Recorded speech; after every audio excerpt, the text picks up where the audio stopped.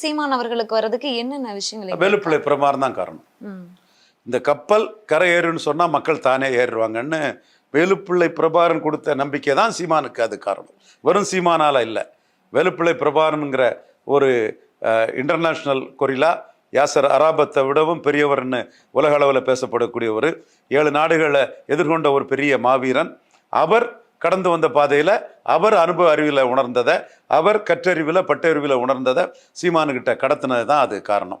அந்த பிரபாகரன் கொடுத்த நம்பிக்கையின் அடிப்படையில் தான் சீமான் வந்து நாமே மாற்று, நாம் தமிழரை மாற்றின்னு வந்தார். சீமானுக்கு அந்த உறுதித்தன்மை எனக்கு தெரிஞ்சுது.